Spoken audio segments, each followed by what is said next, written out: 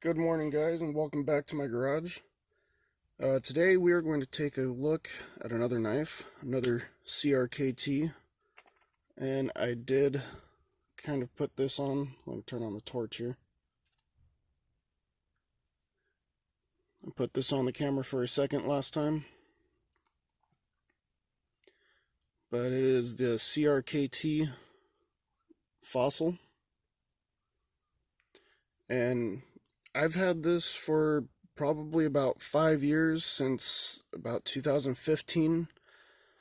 My stepdad had actually got it for me for my birthday, and the one thing that I really loved, not one, okay, one of the many things I really loved about this knife, which I did end up breaking off by just being irresponsible, but there's a reverse clip so that it hangs upside down instead of on the pivot side. So it's really nice, and it just makes it very usable. Uh, but anyway, after 5 years and a lot of abuse, I've put this thing through so much abuse. Uh, Two different types of construction and some other stuff. There's also, let's see, the blade. Let's talk about the blade for a second. So the blade is about 4 inches long, and it's made out of 8CR13 MOV stainless steel. It's overall about 9 inches, just a little under, and it weighs at about 6 ounces. The handle is G10 overlay, and as you can see, it has got some beautiful hammered look to it, but it's not just a look. There is some texture to that, if you can see it.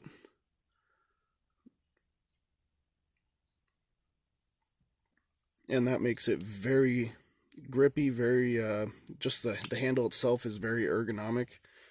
Fits right into your hand very nicely. So it kind of feels like the blade is bulky, but it's designed that way. It does come in different colors. I believe there's a blue, and the same type of color, or the scheme, the two-tone hammered scheme. And then there's a darker blade, and they also have one with serrations. It's called VEF serrations, and those are really cool. CRKT has a lot of knives, or a few knives with some of those on it, and I love that design. And they do have it for this knife. Yeah, it's very cool. Also, so the key thing on this knife that I seem to absolutely love over any one of my other knives that I have is that there is a ball bearing system instead of plastic nylon rings, which makes this super smooth. And all I do is put a little bit of machine oil or gun oil, whatever type of, some type of oil on it. But it does, I don't know if you can see that, the little scuffs from the ball bearings. So I just throw in little bit of oil at a time. Actually, might be able to see it in there. There's that right there in the center. That brownish gold thing right there, that's the ball bearing. It's very nice. Very smooth operation. And I absolutely love this thing. My friend Jake has gone through many of his. I'm thinking about getting the other variation of this, just because I really like this knife and I want another one to carry around. I broke off my clip, like I said. Kind of sucks, but I still use it around the house a lot. And I mean, for the price, it was, I think, $40.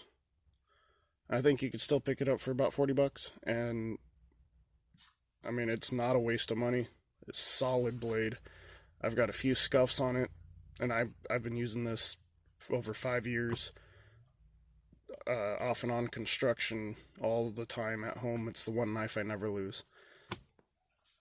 But if you guys want a solid knife that, I mean, a nice little flip, because who doesn't like flip knives?